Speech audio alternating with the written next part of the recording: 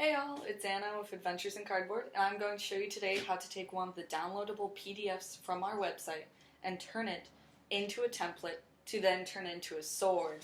Well, just like this one right here. So, to start, pick one of the templates. It can be any of them. Print them all off. You'll find pieces that look kind of like this. They have the image on them, but you'll also notice that they have all of these little boxes in the corners. So those boxes are actually going to be our guiding lines to matching the entire template up. So I'm going to take my top blade piece. I chose the Bliss knife template. It's one of my favorite knives. I want to make it. It's so cool. It has a bone handle. It's awesome. So I'm going to start by taking my top piece, the top blade, and lining up those initial lines. And I have some tape on the ready. For this, you're going to need tape and a pair of scissors. Otherwise, an X-Acto knife works just as well. So, I have my first piece of tape, and I'm going to put it on the interior of the lines. So where the actual blade is going to be. So take another piece, do the same thing. You don't need much tape to do this. It's just to secure it. And now I actually put tape on the exterior of the lines where I'm going to cut so that it's easier for me to cut as well. So there's some tape. There's some tape. Haha. Voila. Part of it all done. See, I have both my interior cut tape and my exterior cut tape. Now I'm going to take my next component, the handle, the base, and I'm going to overlap the knife part on top and start to connect those lines again. Just match them up, see what works.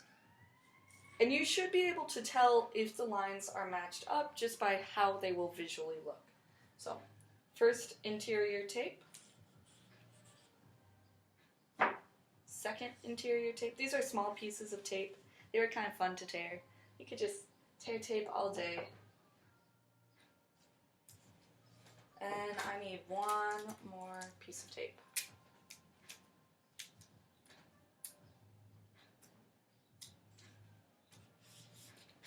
Alright, and that is actually my complete knife template, almost. It needs to be cut out now. So, I can take a pair of scissors, like the ones I have here, and just cut this out as is.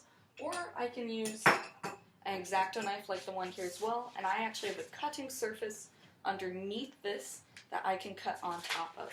But I've already done that.